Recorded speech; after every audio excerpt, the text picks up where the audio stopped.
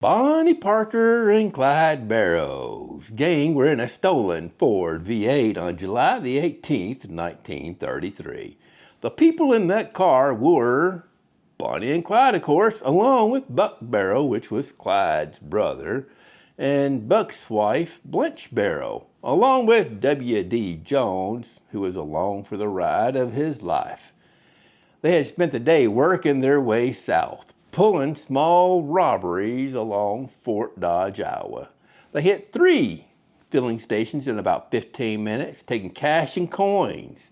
They even robbed the bubblegum vending machines. I'm telling you, they were bona fide, equal opportunist robbers. People, machines, hell, you better not let your pet stray too far or they might try to steal its collar. Now, here's something that you may not know. When they robbed these establishments on the side of the road, they did something odd or brilliant, depending on who you ask. They forced the attendants from these service stations they were robbing, they forced them into their car, and they used them as temporary hostages so that they wouldn't call the law. All of this just a couple of days from what would become known as the infamous Red Crown Terrace Court Shootout. That's a mouthful, but we're not there yet. Where we are is the point of, hello, I'm Mr. V, and welcome to the Hidden Lens. And today, my friends, we're gonna find out how Clyde Barrow prophesied his own brother's death. By the third stop of their robbery spree on July the 18th, the back seat was full of people they had stolen. Yes, they were stealing people too. I mean, taken as temporary hostages. See what I mean? Allegedly, they'd steal anything or anybody. So they got this car crammed full of stolen people, but it was full. I can't do this. I'm gonna leave that in just for you. But it was full. They decided to release everyone and pocketed roughly $150 that they stole from the filling stations, which is, in today's money, that's a little bit over $3,800. Now, this is the Great Depression, and that kind of money for a mom and pop establishment was pretty significant. Then they pointed their stolen Ford V8 towards the Kansas City area. They covered about 250 miles in under 4 hours. Clyde favored these vehicles so much that he would later allegedly, which he really did, mail a handwritten letter directly to Henry Ford. He was praising the Ford V8 for its sustained speed and freedom from trouble. Now, I don't know whose car this one belonged to. Everything points to it being stolen in Fort Dodge, and then Clyde put a license plate on it from a stolen Ford V8 from Enid, Oklahoma.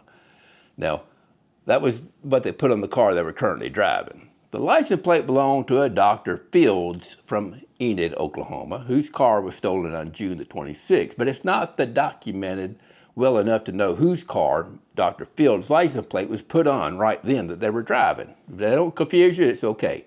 Now, for you Jeopardy friends out there, here's some trivia for you. Dr. Fields' license plate number was 75-782. Nobody other than you and me will know this, so there you go. That and a couple of dollars to get you a cup of coffee. Maybe a couple more dollars if you go to Starbucks. Now, Buck didn't like this destination at all because the Union Station Massacre had happened in downtown Kansas City only a few weeks earlier on June the 17th, 1933. And federal agents from J. Edgar Hoover's Bureau of Investigation, alongside state and local police, were swarming the area hunting for Pretty Boy Floyd and Vern Miller. Clyde's compromise was to stop just before you get to the city limits. They pulled into to refuel just before midnight at a Slim Castles. It's at a rural Platte County intersection locals call Junction. That's what they call it, Junction. It's roughly 15 miles north of downtown Kansas City. Clyde could see the Red Crown from the Slim Castles parking lot, and he was attracted to it. Oh, Lord have mercy. What attracted him, though, well, What attracted him initially was the sturdy brick construction of the place, which made him feel secure. That's what he told his family later.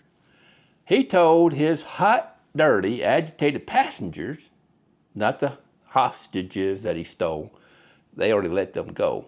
This is where we stay the rest of the night. That's what he told them, even if we all get killed before morning. The main building of the Red Crown Tourist Court was the Tavern, and it was popular. It was a very popular restaurant and a ballroom. Behind it were two small brick cabins, which he had liked. He was attracted to them that way. They were connected in the middle by a double garage. The manager was a fellow named Neal Hauser. He's our hero today. What Clyde didn't know was that the Red Crown Tavern was a regular hangout for law enforcement. The Missouri Highway Patrol used it as a call-in station. No, this was 1933. They didn't have two-way radios and patrol cars yet. So when the troop headquarters needed to reach an officer in the field, they called ahead to wherever restaurants or service station that officer is known to frequent. The Red Crown was one of those places. Well, Captain William Baxter of the Highway Patrol ate there, and so did Platte County Sheriff. His name was Holt Coffey. Deputies and patrolmen from 3 different agencies cycled through that dining room pretty much every day. Clyde picked the one motor court in Platte County where half the lawmen in the area took their lunch.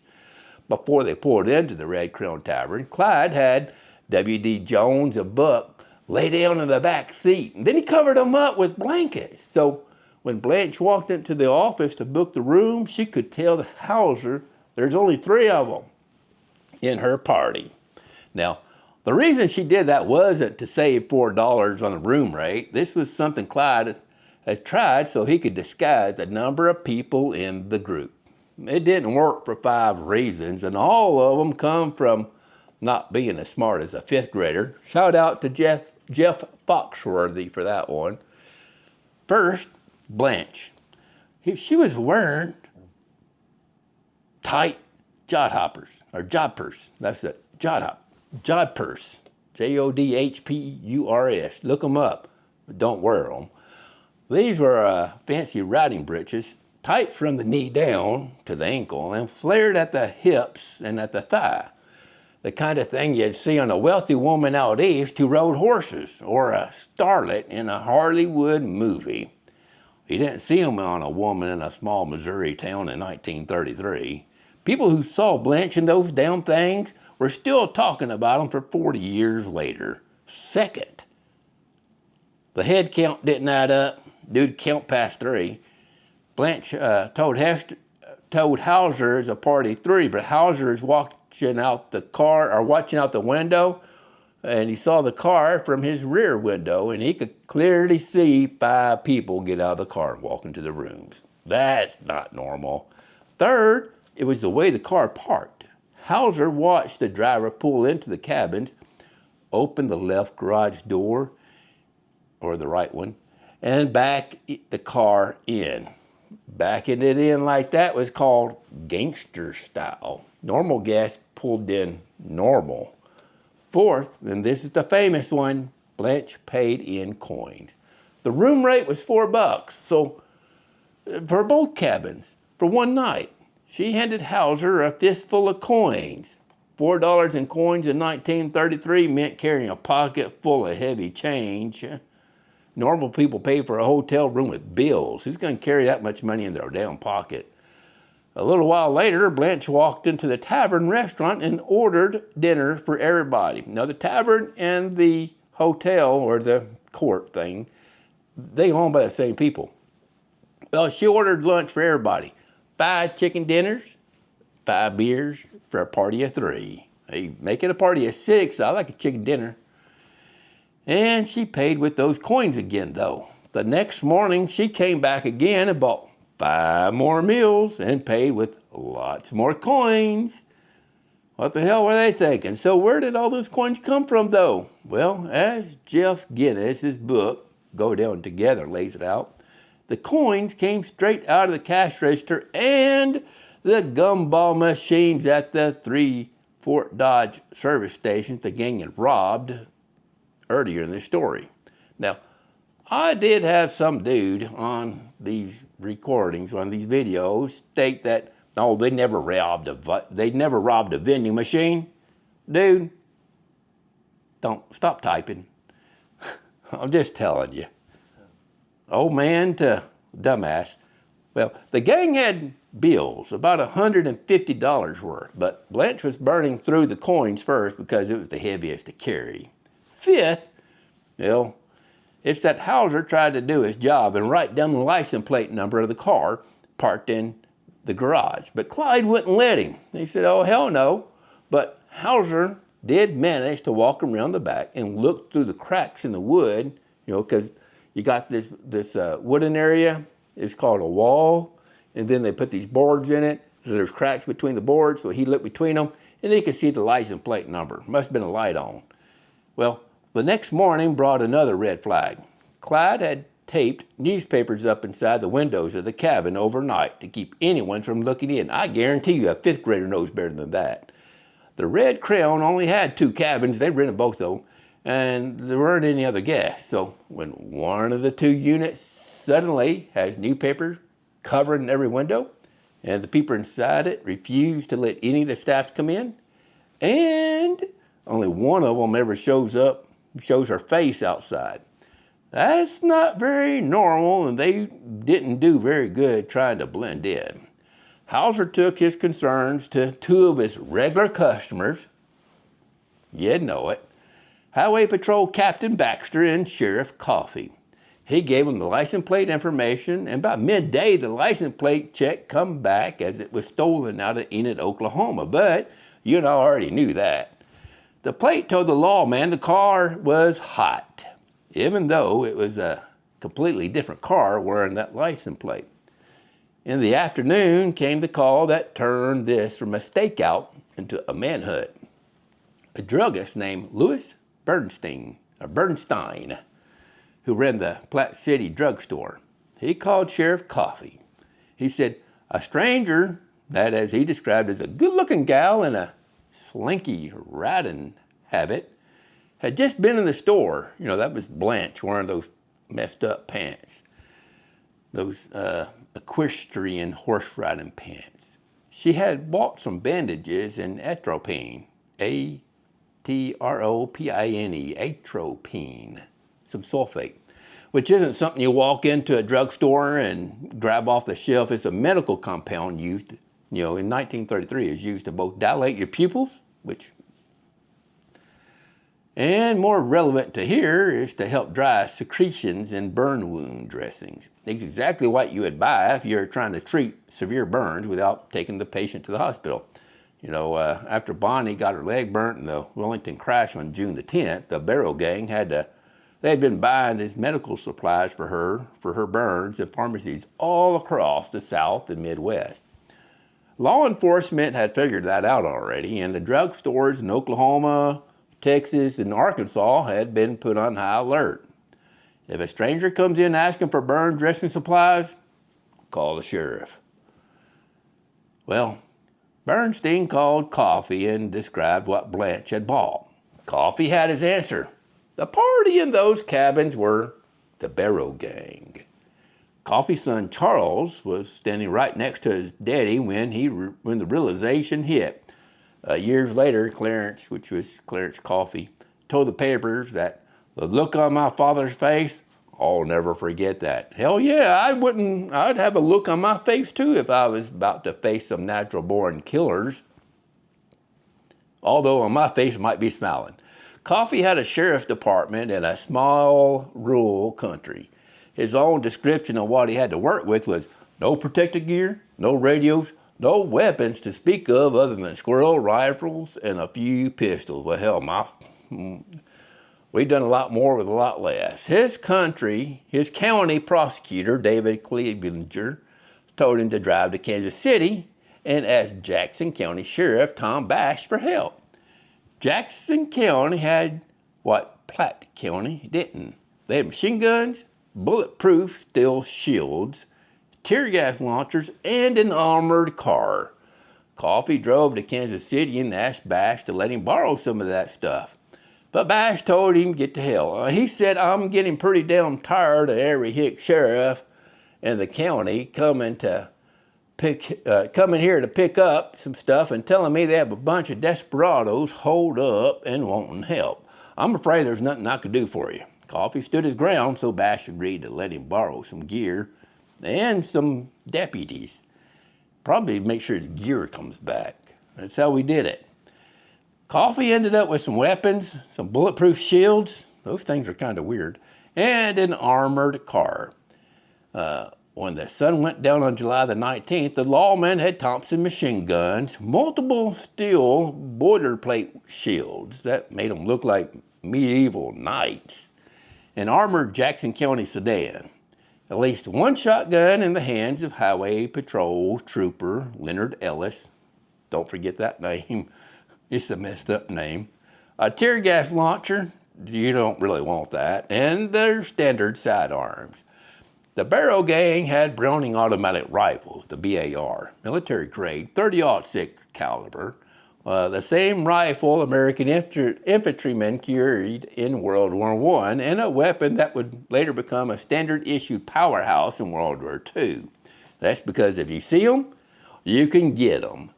Clyde had stocked up on these from a National Guard armory raid in Enid, Oklahoma on July the 7th, plus the pistols and the shotguns.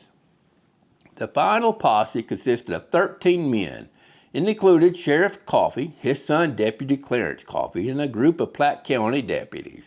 They were joined by Missouri Highway Patrol Captain Baxter and Sergeant Tom Whitecotton. Oh, come on. Sergeant Whitecotton.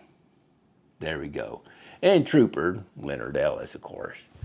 Rounding out the force was the Jackson County contingent, which included 2 men crew that the armored car was driven. And the guy driving the armored car was Deputy George Highfield. I don't want to be him. Around 10 o'clock that night, the door of one of the cabins opened up and a young man stepped out. The lawmen on watch took note immediately. This is the first time, other than the woman, Blanche, the girl been wearing the riding breeches, had left the building.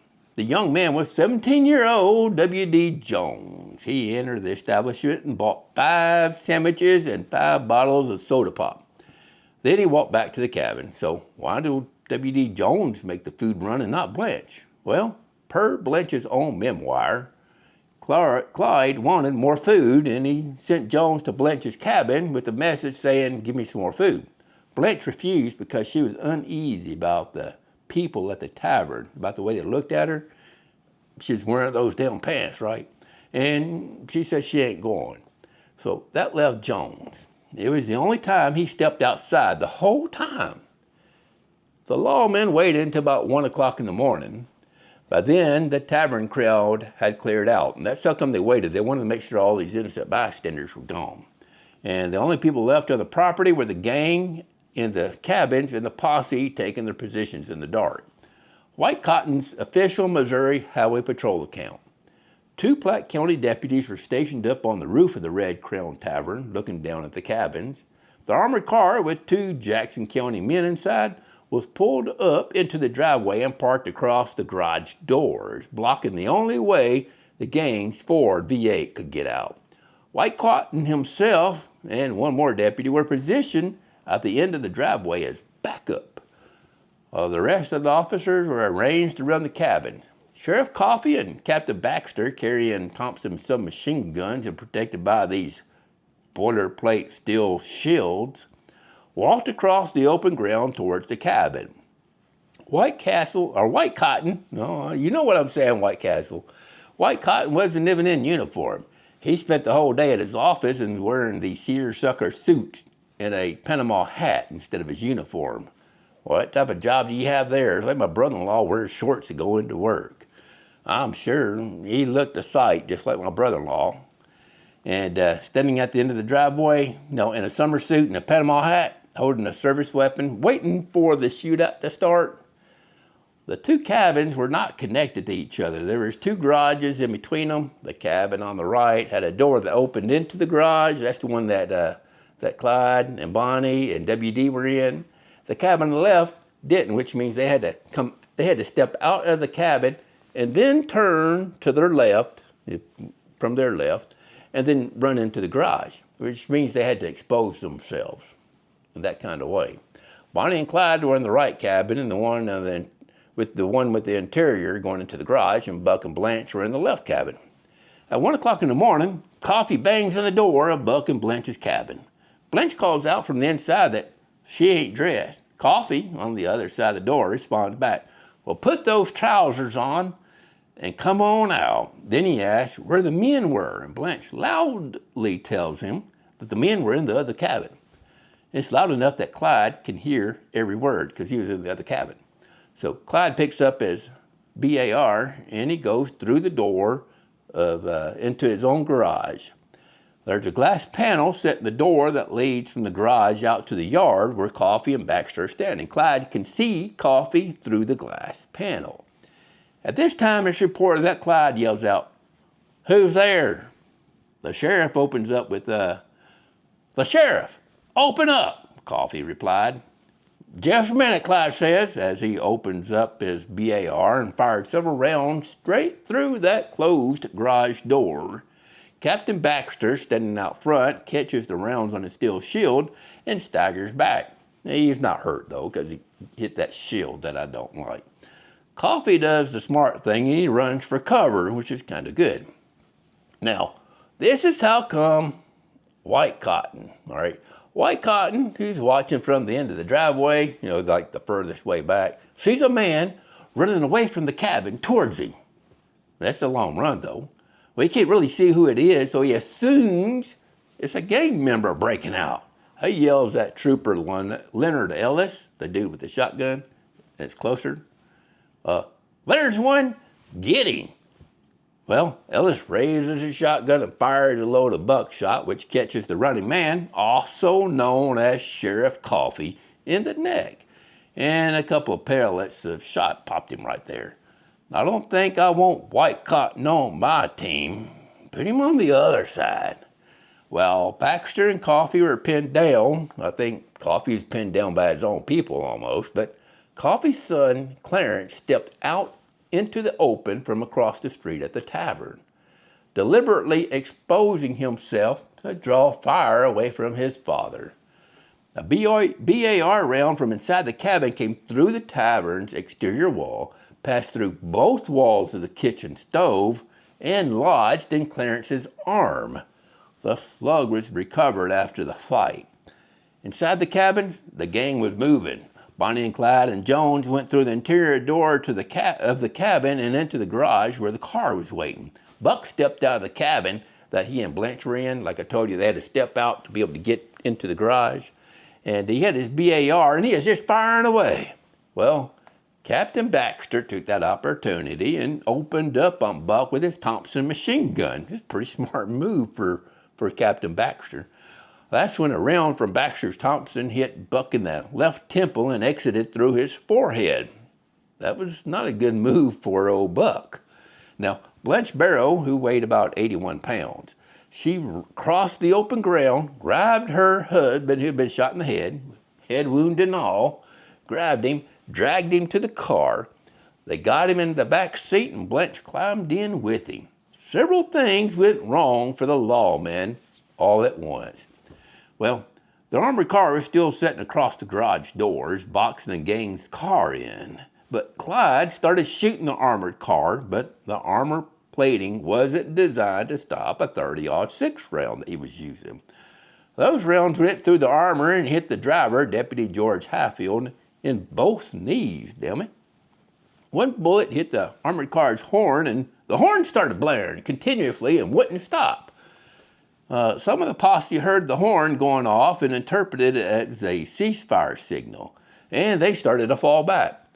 Hatfield, wounded in both knees and seeing the posse around him falling back, probably said to himself, "Oh, hell no, I'm not staying here by myself." So he started backing the armored car away from the garage doors and Clyde's bullets.